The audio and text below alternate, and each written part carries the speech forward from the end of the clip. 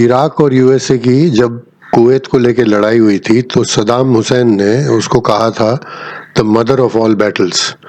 मेरे लिए camp 10 was the mother of all camps. वो इसलिए कि उस कैंप की बहुत तैयारियां की थी, लेकिन जिस तरह सद्दाम उस मदर ऑफ ऑल बैटल्स में डिसअपॉइंट हुआ था, मैं भी इस मदर ऑफ ऑल कैंप्स में बहुत डिसअपॉइंट हुआ। और उसकी बहुत सारे वजह हैं। आप कहानी सुनिए, समझ जाओगे। उन दिनों टाइम्स ऑफ इंडिया ने एक सेंटर पेज यानी डबल पेज पे महाराष्ट्र का कलर्ड मैप निकाला था with all the tourist destinations. तो उसको देखकर हमने ये डिसाइड किया था कि कैंप नंबर 10 हम जाएंगे। एक नॉर्थ महाराष्ट्र में दुलिया के ऊपर वाइल्ड लाइफ सेंचुरी पड़ती है, पाल एंड यवल। तो पाल और यवल जाते हैं, एक दिन वहाँ रुकते हैं और उसके बाद घूमते घामते पहुंच जाते हैं बुल्डाना डिस्ट्रिक्ट में लोनार पे। लोनार एक मीटेराइट इम्पैक्ट क्रेटर है, वर्ल्ड का 3rd लार्जेस्ट। डायमीटर उस कैविटी का लगभग 1 किलोमीटर के आसपास है और जो उसका सरकमफ्रेंस बनता है वो 5.7 किलोमीटर्स है। और मज़े की बात यह है कि 1975 तक गवर्नमेंट को या इंडियन अथॉरिटीज़ को ये पता ही नहीं था कि ये मीटियर इम्पैक्ट क्रेटर है। और ये कुछ अमेरिकन स्टूडेंट्स यहाँ आए थे छुट्टियों पे, तो उन्होंने स्टडी किया, तो उन्होंने ये डिटरमाइन किया कि this is a meteor impact crater. बहुत ज़्यादा डिटेल में नहीं जाता, बस इतना कहना चाहता हूँ कि हमको निकलना था 24 दिसंबर 1991 को, लेकिन ये हमारा जो एक चूतिया सा दोस्त है परवेज, उसके चक्कर में पूरा 24 का दिन हमारा ख़राब हो गया। रात होते होते हम आपस में ही लड़ पड़े और एक बार को तो हमने कैंप अबैंडन ही कर दिया। लेकिन रात जैसे जैसे ढलती गई और दिमाग शांत होते गया, ये डिसाइड हुआ कि चलो सुबह 25 तारीख को हम लोग कैंप के लिए निकलते हैं। अगर हम 24 को दोपहर को निकले होते तो प्लान ये था कि रात ट्री डेक पे रुकेंगे और 25 तारीख को वहाँ से कंटिन्यू करेंगे। बट क्योंकि हमारा 24 का दिन पूरा ख़राब हो चुका था और ट्री डेक हमने कई बार देखा हुआ था, तो हमने ये डिसाइड किया कि स्ट्रेट अवे पाल एंड यवल की तरफ निकलते हैं और जितना हो सके मिनिमम हॉल्ट्स करते हैं रास्ते में। तो सुबह हम निकले 5 बजे और पहला हॉल्ट हमने किया नासिक के पास पहुंच के। पांडव लेनी जो जगह है जहाँ से ऊपर केव्स दिखती हैं, वहाँ एक मराठी ढाबे में रुक के हमने कुछ चिकन ग्रेवी वाली और चपाती खाए। बहुत बढ़िया खाना खिलाया उसने। बस नाश्ता किया और निकले टूवर्ड्स दूल्हे। ऑन द वे बहुत अच्छे अच्छे फोर्ट्स नीचे से देखे हमने, ऊपर तो नहीं गए, टाइम नहीं था हमारे पास। चांदवाड़ है, लालिंग है, आरवी है। और फिर दोपहर को धुलिया पहुंच करके वहाँ भी हमने वेजिटेरियन मराठी ढाबे पे एक लंच किया। धुलिया से हमने कंटिन्यू किया इंदौर की तरफ आगरा रोड पर, और पहला जो गांव पड़ता है करीब 30 किलोमीटर बाद शीरपुर, वहाँ से राइट टर्न यानी ईस्टवर्ड टूवर्ड्स कलकत्ता की तरफ रुख करके हम अंदर चले गए पाल एंड यवल सेंचुरी की तरफ। वहाँ उधर का डिस्ट्रिक्ट हेडक्वार्टर पड़ता है जिसका नाम है चोपड़ा। हम चोपड़ा पहुँचे और शाम हो रही थी, 4:30-5 बजे का टाइम था। ढूंढते ढांढते फॉरेस्ट ऑफिस पहुँच गए चोपड़ा के। वहाँ हमने उनको जाके हमारी रेफरेंसेस लेटर्स वगैरह दिखाए और हमने कहा कि भाई हम रात के लिए अंदर वाइल्ड लाइफ सेंचुरी में जाके कैंप करना चाहते हैं। तो वहाँ के जो आरएफओ थे उन्होंने बोला कि आप जा सकते हो, कोई प्रॉब्लम नहीं है, लेकिन यहाँ आपको मज़ा नहीं आएगा। बेटर इज़ कि आप कल सुबह इसी रोड पे कंटिन्यू करो और आगे जाके एक मेलघाट टाइगर सेंचुरी पड़ती है, उसका बेस कैंप सिमाडो आपको इसी रोड पे पड़ेगा, आप वहाँ चले जाओ, वो एक सेंचुरी है देखने लायक। तो हमने सोचा ठीक है, रात चोपड़ा में ही रुक जाते हैं। तो पता किया वहाँ का जो पीडब्ल्यूडी का सर्किट हाउस था वो गांव से थोड़ा सा बाहर था। वहाँ जाके हमने एक कमरा ले लिया। सुनील को बोला भाई तू बैठ के यहाँ दाल बना, और इतने में बख्शी और मैं हमने कहा हम जाके गांव में से थोड़ी चपाती और चिकन लेके आते। तो रास्ते में हमें एक बारात मिली। वो बारात एक प्रोस्टिट्यूट के लड़के की थी और सारे चोपड़ा की प्रोस्टिट्यूट्स जो थी उसमें धूमधाम से नाच रही थी। तो ढाबे वाले ने हमको बताया कि भाई ये एरिया जो है ये एक सेंटर है फ्लैश ट्रेड का, और पास में एक जगह है, एरिया है जिसका नाम है अमलनेर, और Amalner is the centre of Indian flash trade. सारी लड़कियों की ट्रेडिंग जो है वो वहीं होती है, एक प्रॉपर बाजार लगता है जैसे कैटल का लगता है। तो रोटी और चपाती लेके हम लोग वापस आ गए रेस्ट हाउस। खैर हम पहुंचे वापस अपने रूम और चारों अपने अपना रम एंड वाटर एंजॉय कर रहे हैं। ठंड थी तो गैस को बीच में रखा हुआ, दाल बन रही है, और सडनली फिर एक एक्सप्लोजन हुआ सिलेंडर में और लिक्विड गैस जो है वो जलती हुई बाहर फ्लो होने लगी। तो पूरा सिलेंडर जल रहा था। जैसे ही ये धमाका हुआ तो मैं और बख्शी चौंक के हो गए पीछे, लेकिन वहीं बैठे थे। बाबू प्रकाश ने क्या किया, जलती हुई सिलेंडर के अक्रॉस पहुंच के रम की बोतल उठाई और बाहर जाके बैल्कनी में खड़ा हो गया।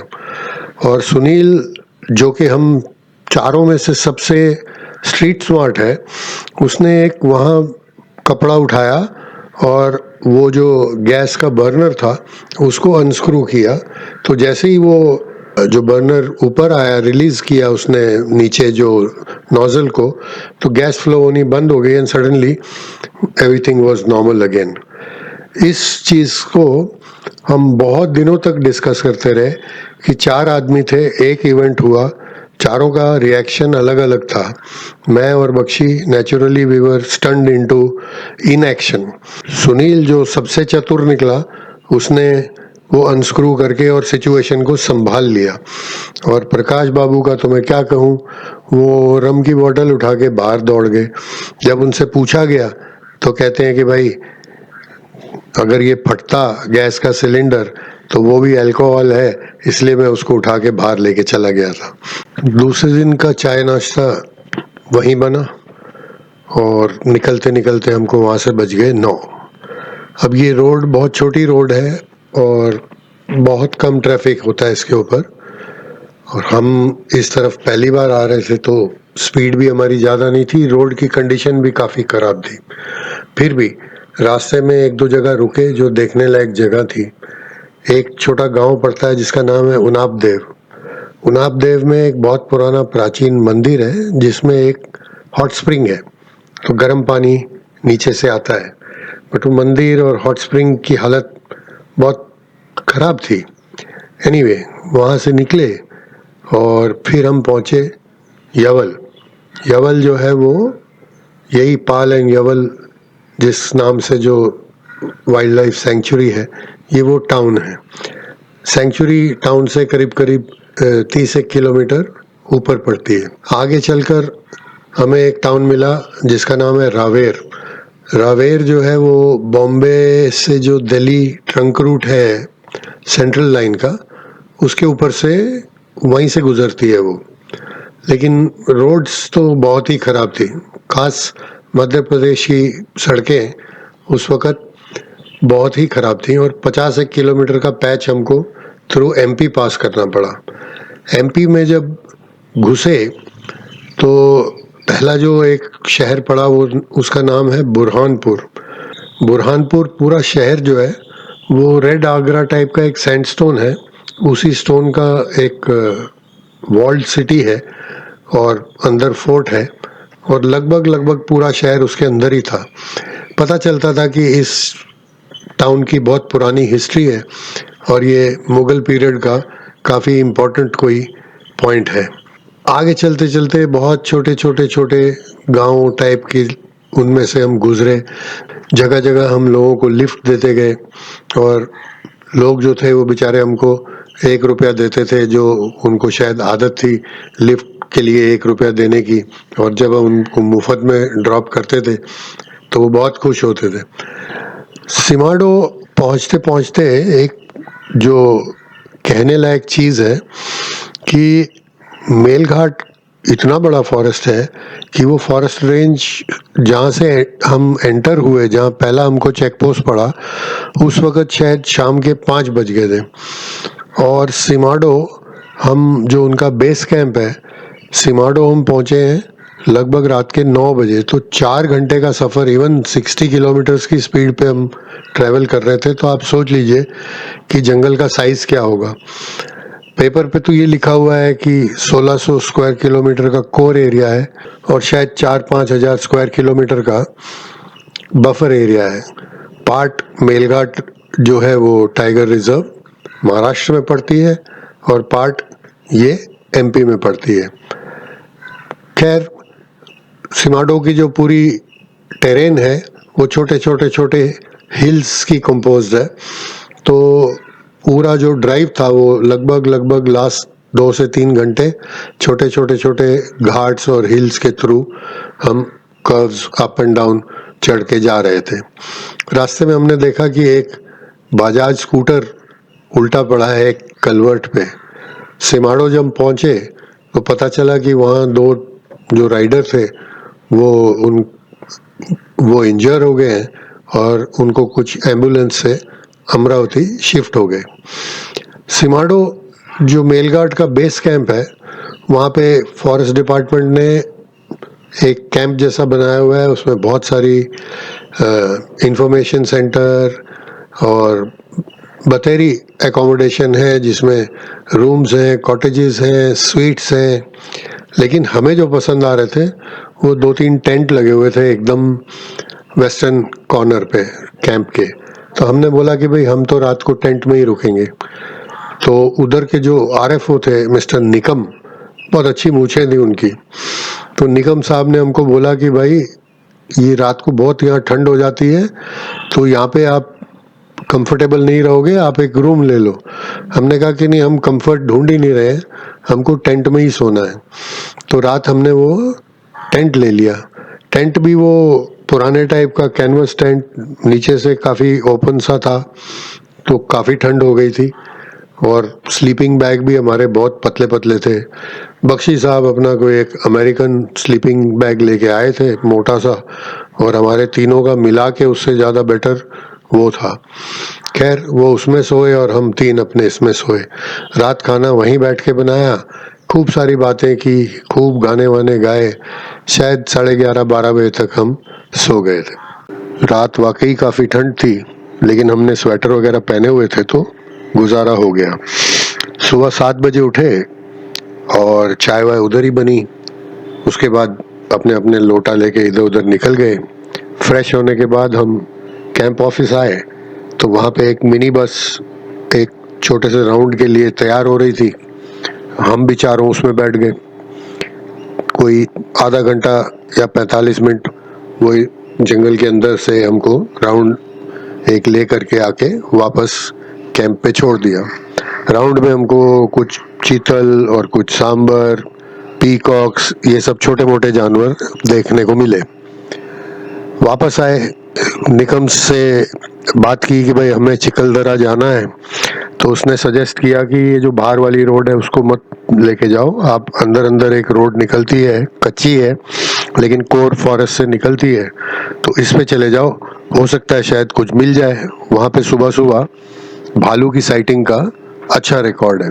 निकम का सजेशन वाकई अच्छा था। हम शहरी बंदरों को इस किस्म की सड़क कहाँ देखने मिलती है। शुरू शुरू का 1-आधा किलोमीटर शायद पक्का था, उसके बाद रोड कच्ची हो गई और फॉरेस्ट ट्रैक्स पहाड़ों के थ्रू, घने जंगलों के थ्रू, और बीच बीच में नदी कभी लेफ्ट पे कभी राइट पे। और कई बार हमने वो छोटी छोटी नदियाँ नीचे उतर के क्रॉस की और बहुत एंजॉय कर रहे थे उस रोड को। सडनली मेरा ध्यान पड़ा तो मैंने सुनील से पूछा, मैंने कहा यार ये रोड पे क्या पड़ा हुआ था? कहता एक छोटी सी मुंडी थी। मैंने तुरंत गाड़ी रोकी, उतर के वापस गया और देखा तो एक छोटे से बंदर का वहाँ स्कल पड़ा हुआ था। मैं उसको उठा लाया। आइडिया ये था कि इसके अंदर एक 0 वाट का बल्ब लगाएंगे और अपने लिविंग रूम में इसको रखेंगे एज अ डेकोर आइटम।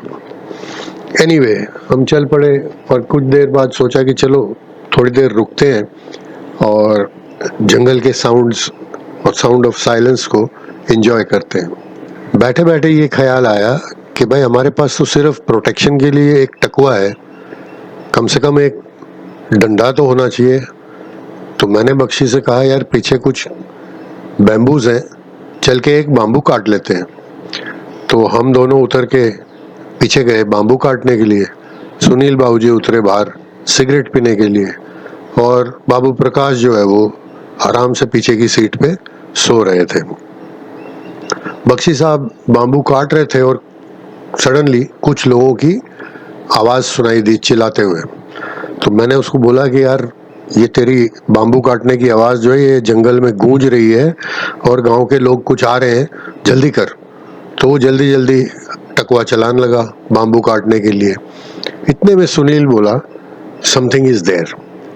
हम दोनों ने ऊपर करके देखा तो सड़क पर सामने हमारे जो जिस तरफ से आवाज़ आ रही थी, एक फुल ग्रोन मेल हाइना करीब 2 सवा 2 2.5 फुट हाइट का, अच्छी उसकी मेन, बाल उसके सिर पे बब्बर शेर की तरह लहराते हुए हमारी तरफ आ रहा है, दांत निकाले हुए और ग्राउल कर रहा है।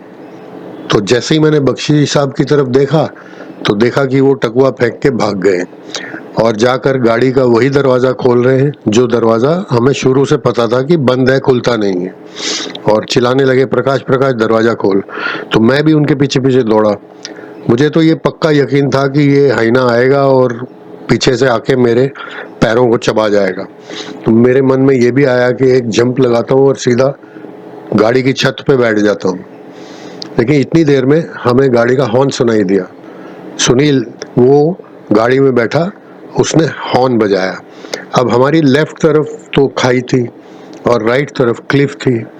पता नहीं उस हाइना ने क्या हिम्मत जुटाई, कैसे उसने वो पावर निकाली, एनर्जी निकाली कि किसी तरह वो क्लिफ के ऊपर चढ़ा और दौड़ गया। हाइना तो चला गया लेकिन हमें कांपता हुआ छोड़ गया। एक 15 मिनट तक हम वहाँ बैठे रहे, अपने आप को थोड़ा नॉर्मलाइज किया और उसके बाद हम चले टूवर्ड्स चिखलदरा। चिखलदरा एक हिल स्टेशन है लेकिन बहुत छोटी सी जगह है। तो जैसे हम वहाँ गए, थोड़ा पूछताछ की और स्ट्रेट अवे हम लोग चले गए बाज़ार में। वहाँ जाके हमने लंच किया। चिखलदरा में भी एक MTDC रिजॉर्ट है, तो हम वहीं चले गए रहने के लिए। वहाँ भी 2 टेंट थे और बहुत सारे कमरे थे, और हमने कमरे छोड़ के टेंट में रहना पसंद किया। टाइम दिसंबर का, ठंड का, वहाँ की स्टाफ भी सोच रही थी कि ये कौन से पागल लोग आ गए हैं। एनीवे, गाड़ी वाड़ी भी धोई और शाम को उधर एक किला है गाविलगढ़ फोर्ट, हम देखने गए क्योंकि हमें किसी ने कहा था कि वहाँ बहुत भालू आते हैं। खैर भालू वालू तो नहीं मिले। हम वापस आए, चिखलदरा बाज़ार में ही खाना खाया, बियर पी और फिर रात वापस गए खाना खाने के बाद गाविलगढ़ फोर्ट। 15-1 मिनट बाहर फोर्ट के हम बैठे रहे कि शायद कुछ कोई भालू मिल जाए। कुछ दिखा नहीं, तो वापस आकर के हम सो गए। डे 4 तो काफ़ी हमारा छोटा था, मतलब छोटा इन द सेंस कि मोस्टली ड्राइविंग ही हुई। सुबह उठे, थोड़ा सा लेट हो गए, थक गए थे, तो हमने ब्रेकफास्ट के लिए फिर हम बाज़ार ही चले गए और वहाँ से फिर एक बार फिर गाविलगढ़ फोर्ट का चक्कर लगाया कि कहीं शायद कुछ देखने को मिल जाए। एनीवे, तो हम चिखलदरा से निकले और हमारा ये वाइल्ड लाइफ फेज़ अब ख़त्म हो गया था। अब हम हिस्टोरिकल सेक्टर में जा रहे थे कैंप के। तो घाट नीचे उतर के हम पहुँचे अचलपुर, या जिसको परातवाड़ा भी कहते हैं। परातवाड़ा से फिर हम ड्राइव करके गए आकोट से फिर हमें एक रोड मिली टूवर्ड शेगांव, जहाँ बहुत एक पुराना प्राचीन मंदिर भी है। और बीच में हमको लगी थी भूख, तो देखा एक फार्म हाउस पे कुछ लोग खड़े थे और बोरवेल चल रही थी। हमने उनको रिक्वेस्ट किया यहाँ कोने में एक झाड़ के नीचे हम बैठ के अपना खाना वाना बना लें और आपका बोरवेल यूज़ कर लें, तो कोई दिक्कत। उन्होंने बोला नहीं, बिल्कुल नहीं, आइए। तो हमने वहाँ बैठ के खाना बनाया, खाया। उसके बाद साहब ने हमको अपनी हॉस्पिटैलिटी दिखाई और संतरे तोड़ रहे थे, तो एक टोकरा भर के संतरों का भी दिया कि भाई ये भी ले जाओ। विदर्भ के लोग इतने मिलनसार और इतने अच्छे हैं। शेगांव से निकले तो हमको मिला नेशनल हाईवे 6 धुलिया कलकत्ता वाला, और इस पे हमारा प्लान था ड्राइव करना अप टू मलकापुर। मलकापुर से हाईवे छोड़ के बुल्डाना की तरफ जाते हुए राइट साइड पे एक डैम पड़ता है नालगंगा, तो हमने सोचा रात को जाके इस नालगंगा डैम पे सोते हैं। लेकिन वो हाईवे की कंडीशन उस वक्त इतनी बुरी थी कि मलकापुर पहुंचते पहुंचते शाम हो गई, और टाइम सेव करने के लिए हम वहीं बैठ गए एक ढाबे पे, वहीं खाना खाया। खाना खा के फिर जब हम बुल्डाना की तरफ छोटे रास्ते से निकले तो अंधेरे में नालगंगा तो कम्प्लीटली मिस हो गया, लेकिन हम पहुंच गए बुल्डाना शहर में। शहर में ऑब्वियसली हम गए सर्किट हाउस, और हमने कहा कि भाई रात के लिए एक रूम चाहिए। तो बुल्डाना का सर्किट हाउस बहुत बड़ा है, बहुत पुरानी एक अच्छी इमारत है, लेकिन वो पूरा बुक था श्री लाल कृष्ण आडवाणी जी के लिए, जो उस वक्त रथ यात्रा कर रहे थे पूरी इंडिया की। समहाउ हमने मैनेजर को कन्विंस किया कि भाई अगर आडवाणी जी आएंगे तो हम लोग रात को अपना रूम खाली कर देंगे। थैंकफुली आडवाणी जी नहीं पहुंचे और हम वहाँ आराम से पूरी रात सोए। तो सुबह उठने के बाद प्लान ऐसा बना कि बाहर चलते हैं बुल्डाना शहर में, कहीं नाश्ता कर लेंगे और जाकर के अजंता केव्स देख के वापस आ जाते हैं।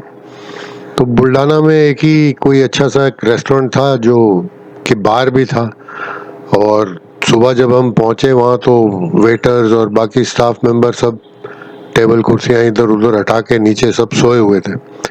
तो हमने फिर वहाँ से निकल गए और हम चले गए अजंता की तरफ। अजंता केव्स जो है वो जिस गांव में बस्ती है उसका नाम फरदापुर है। वहाँ भी एमटीडीसी का रिजॉर्ट है, वो चकाचक भरा हुआ था फॉरेनर्स के साथ। वहीं हमने नाश्ता किया, और नाश्ता करने के बाद कुछ देर ऊपर गए केव्स देखने के लिए। लेकिन उन केव्स में इतने भीड़ थी कि हर केव के बाहर एक लाइन लगी होती थी। तो थोड़ी बहुत केव्स हम देख के और वापस निकल आए। केव्स के बारे ज़्यादा बोलना ज़रूरी नहीं है, क्योंकि उसके बारे में बहुत इन्फॉर्मेशन दुनिया भर में सब जगह अवेलेबल है। खैर, जब हम वापस आए बुल्डाना तो फिर उसी जगह हम बैठे खाना खाने के लिए जहाँ सुबह हम गए थे, और उस वक्त तो वो खुला हुआ था। अच्छा हैवी सा लंच खाया हमने, और फिर वहाँ से हम चल पड़े टुवर्ड्स लोनार। लोनार पहुँचते पहुँचते हमको बज गए 5:30 बजे। तो लोनार में एक फॉरेस्ट गेस्ट हाउस है जो बिल्कुल यूँ समझिए कि लोनार के ऊपर ही बैठा हुआ है, और ढूंढते ढांढते हम उस फॉरेस्ट गेस्ट हाउस में चले गए। वहाँ निकम साहब का नाम हमारे काम आया और हमको एक वहाँ रूम मिल गया। तो कहते हैं कि ये इम्पैक्ट करीब करीब 55,000 साल पहले हुआ था। लेटर ऑन इन हिस्ट्री बहुत सारे लोकल राजाओं महाराजाओं ने वहाँ काफ़ी सारे मंदिर बनवाए। हम नीचे के मंदिर तो नहीं देख पाए, लेकिन ऊपर एक गौमुख मंदिर है, बहुत फेमस है, वहाँ तक जरूर गए थे और वो मंदिर हमने देखा था। शाम गेस्ट हाउस की वरांडे में ही गुजरी, और सुनील ने बहुत बढ़िया चिकन बनाया जो कि हमने रात को एज डिनर खाया। पुराने रेस्ट हाउस की फ़ोटो नहीं है मेरे पास, बट कुछ इस तरह का दिखता था, और नया वाला जो कि मैं अभी होके आया हूँ वो कुछ ऐसा दिखता है। 30 तारीख को भी हम लोग सुबह थोड़ा सा लेट उठे, और डिसाइड ये हुआ कि आज का दिन हम चलते हैं औरंगाबाद, और वहाँ पे कुछ केव्स हैं उनको भी देख लेते हैं अजंता देखने के बाद। और कुछ पेपर में पढ़ा था कि कुछ नवी केव्स वहाँ डिस्कवर हुई हैं, पिठोरा नाम है उसका, और जगह का नाम था पिठालकोरा। बट पूछताछ के बाद ये पता चला कि वो एरिया जो है वो पब्लिक के लिए अभी ओपन नहीं है। तो हम ड्राइव करते करते औरंगाबाद पहुंच गए। औरंगाबाद के रास्ते हमने एक गांव क्रॉस किया जिसका नाम था सिंदखेड़ राजा। पता चला कि ये छत्रपति शिवाजी की जो मदर हैं जीजाबाई, उनका ये गांव है। और रास्ते में एक इमारत मिली कि जिसमें मालूम पड़ा कि ये उनका घर था। तो हम अंदर गए, वो खुला पड़ा था, कोई उधर पूछने वाला नहीं, कोई वॉचमैन नहीं, कुछ नहीं।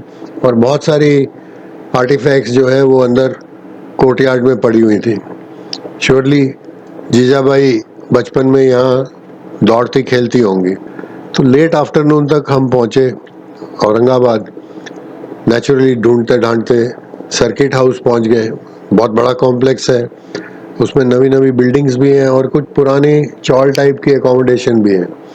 हमने ऐसा ही एक कॉटेज लिया जिसमें एक 1 बेडरूम था, अटैच 2 टॉयलेट थे और एक बहुत बड़ा वरांडा था।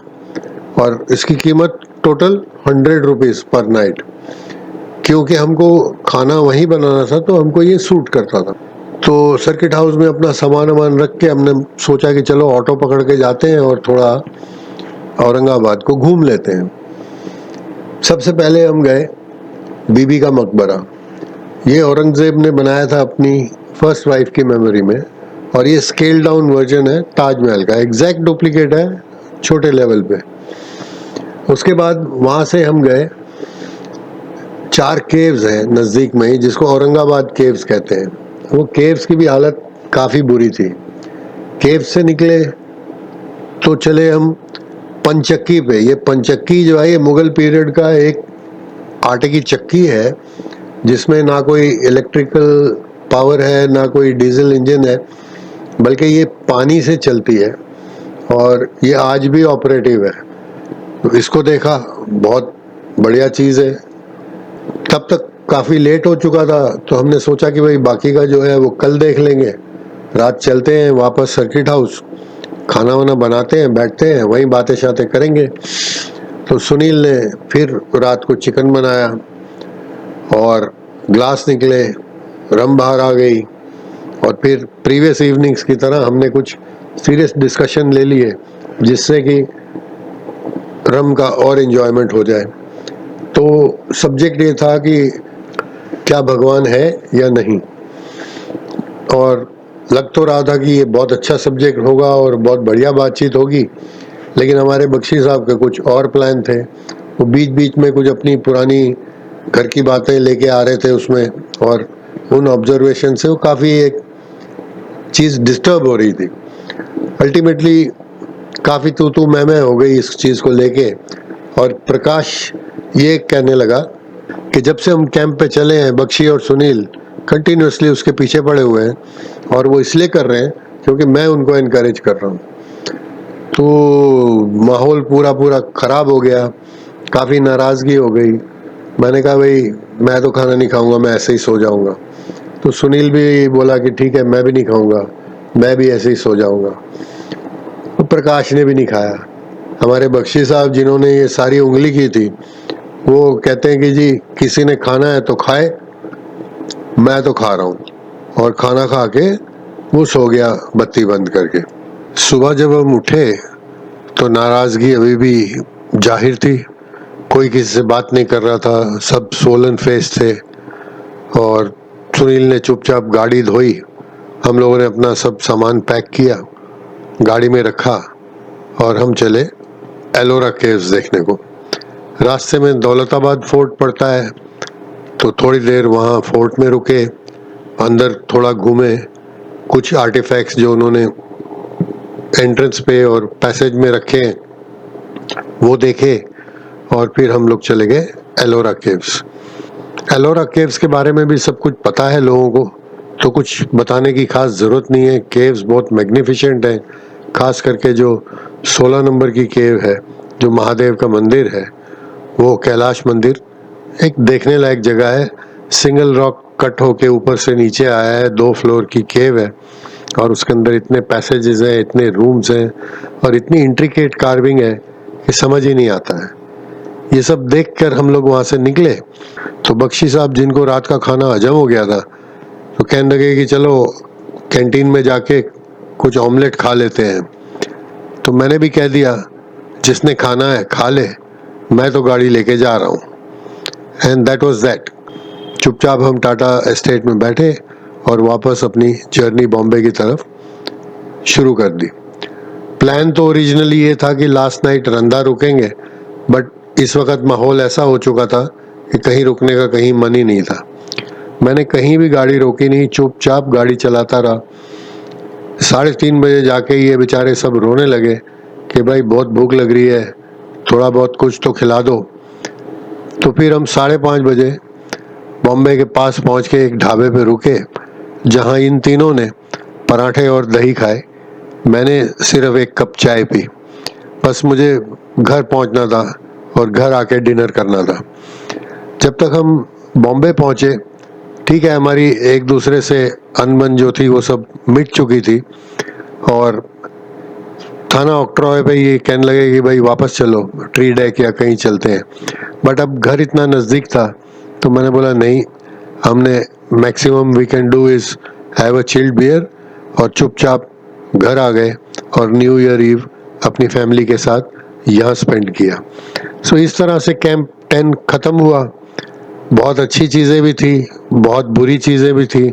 जिस तरह बेचारा सद्दाम अपसेट हुआ था, मैं भी अपसेट हो गया। मेरे मन में ये आया कि शायद मेरा पूरा कैंपिंग ग्रुप ही चेंज कर डालूं मैं। खैर, ऐसा कुछ हुआ नहीं और आगे बहुत सारे कैंप हैं, तो सुनते रहिए।